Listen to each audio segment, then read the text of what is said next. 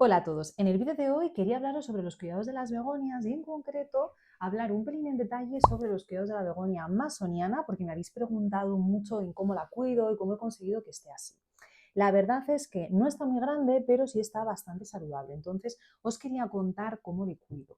Pero para ello y antes creo que es interesante hacer la comparativa de cómo, que esto es algo que también me habéis preguntado en varias ocasiones, cómo una planta que pertenece al mismo género como es la begonia puede tener cuidados diferentes en función de la especie a la que pertenezca. Por ejemplo, esta begonia es la especie masoniana y aquí tengo otra begonia cuya especie es maculata. ¿La veis? Y los cuidados son completamente diferentes. Bueno, completamente. Son bastante diferentes de esta begonia maculata a la begonia masoniana. Os voy a dar el truco que tiene cierto sentido, pero no podemos generalizar, pero creo que está bien para que, bueno, entendáis el razonamiento y ahora cuando me explique mejor vais a entender a lo que me refiero. Una de las formas en las que yo diferencio las begonias es por las vellosidades. Esta begonia amazoniana tiene vellosidades, tiene pelito, tanto en la hoja como en el tallo. ¿La apreciáis? Sin embargo, la begonia maculata tiene un tallo y una hoja completamente liso, hay ausencia de vello. Esto ya nos indica una primera diferencia a la hora de cuidar estas plantas. ¿Cuál es la función o para qué sirven estos vellos que tienen las begonias? Pues generalmente lo que hacen son dos cosas. Primera, evitar la transpiración excesiva de agua, es decir, este vello hace que la planta o que la hoja, que ya sabéis que es un punto de transpiración, retenga más agua y transpire menos. Y por otro lado, también lo que hace es que cuando hay rocío o humedad en el ambiente, se quede aquí en estos vellitos de las hojas y que lo puedan reaprovechar para mantenerse más húmedas. ¿Esto qué significa?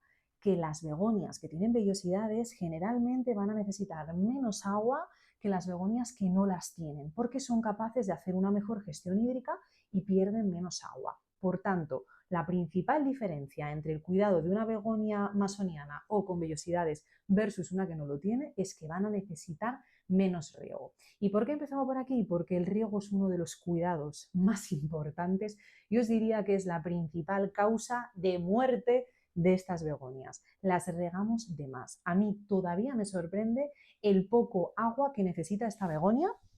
No os exageraré, la riego quizá cada 15 días y mirad cómo está. Enseguida también si le falta agua dobla los tallos y de momento está perfecta y lleva 15 días sin ser regada. No me deja de sorprender. Sin embargo, la begonia maculata la tengo que regar todas las semanas y la riego con bastante abundancia. Fijaros, de hecho, que le he puesto hasta una bomba de riego porque a veces siento que se me seca mucho. Es una planta que a mí me pide más agua, bastante más agua en comparación con la amazoniana, que no es que me pase regando la maculata, pero es que comparando una con la otra, a la maculata la riego bastante más abundante que a la amazoniana. Y otro cuidado que hago distinto entre la maculata y la amazoniana es que a esta la riego siempre por inversión. ¿Por qué? Porque como sé que necesita tan poquito agua, en cuanto me pase con el riego lo acusa muchísimo. Se le caen hojas, se ponen como entre marrones y negras y terminan por caerse. Entonces lo que hago es regarla siempre por inversión. Cojo un plato hondo, lo lleno de agua, pongo la maceta encima y lo dejo 5 minutillos o 10 minutillos. ¿Qué es lo que ocurre? Pues que siempre veo que no absorbe todo el agua del plato, siempre le sobra y eso es porque, bueno, pues no necesita más, no se está empapando el sustrato más. Por lo que, mirad, aquí veis, la tengo, pongo la maceta sobre el plato, por lo que la quito rápidamente. Lo que evito hacer es regarla por encima. De hecho, veréis que se nota que el sustrato está muy seco, pero es como ella me pide estar ahora mismo.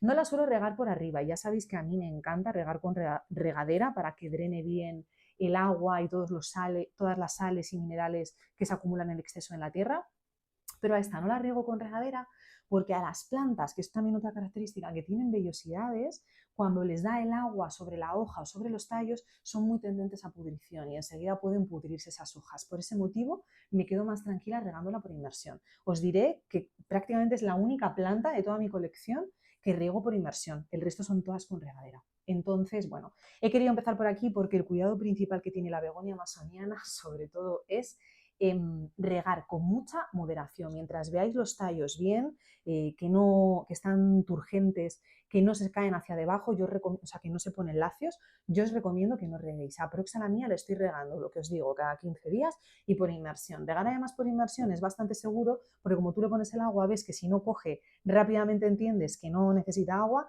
y en el caso de que absorba o se beba todo el agua del plato, pues ya sabéis que quizá hay que regarle un poquito más, ¿no? Hay que tener, o poco a poco ir escogiendo la sensibilidad, porque para cada planta, en función de las condiciones de vuestra casa, tipo de maceta y tipo de sustrato, os va a pedir más o menos agua, pero una pauta inicial importante es regar poquito.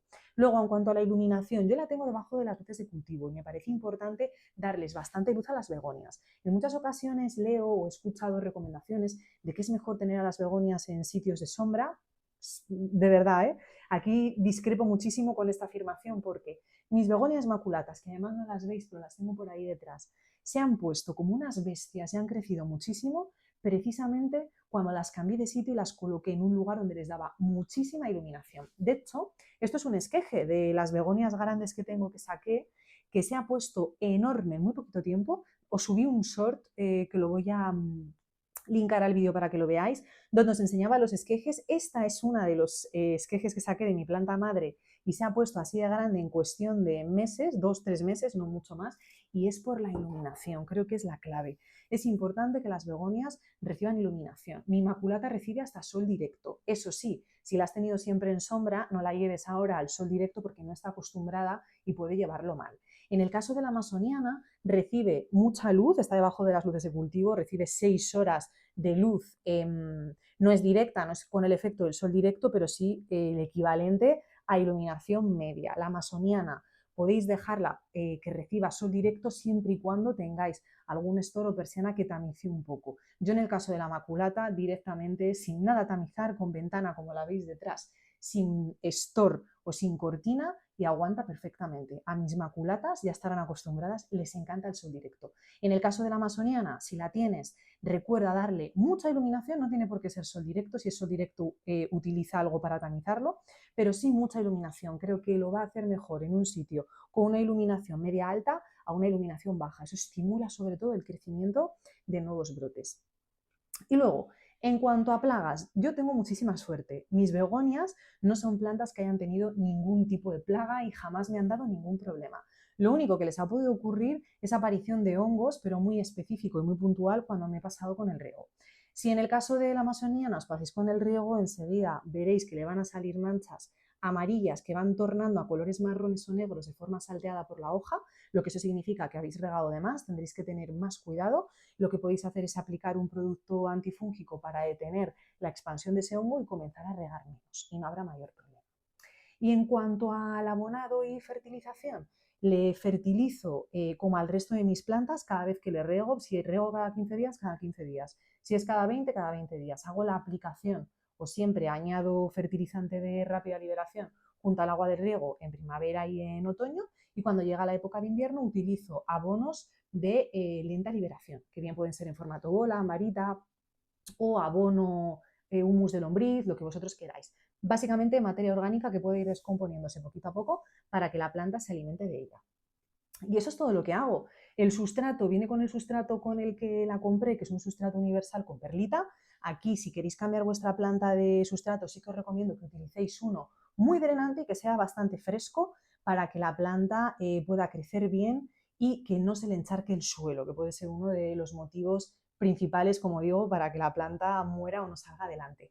Y con esas recomendaciones yo creo que os he contado todo lo relevante. Evitar pulverizarla, por supuesto, lo que os he dicho, son plantas tendentes a la pudrición. Evitad mojarle las hojas si regáis con regadera. Ya sabéis que mi consejo en el caso concreto de esta planta es inmersión. Y como última recomendación, yo os diría colocarla en un sitio donde reciba bastante luz y es preferible regar un poquito menos a un poquito más. ¿Que tienes dudas sobre si regarle o no? Espera una semana más. Y si ves que los tallos se van doblando hacia abajo, eso es que está deshidratada y le hace falta agua. Y nada, eso es todo por el vídeo de hoy. Sencillamente compartir como los cuidados más relevantes para que tengáis en buen estado a vuestra begonia maculata, y también quería contaros ese truquillo, si se le puede llamar así, entre las plantas o begonias que tienen vellosidades y las que no lo tienen, porque aunque tengamos una planta que sea del mismo género, en función de la especie, pues pueden requerir cuidados diferentes. Y nada, eso es todo por el vídeo de hoy. Espero que os resulte de interés y, lo más importante, que os ayude a cuidar de vuestras begonias. Muchas gracias por ver el vídeo y nos vemos en el próximo.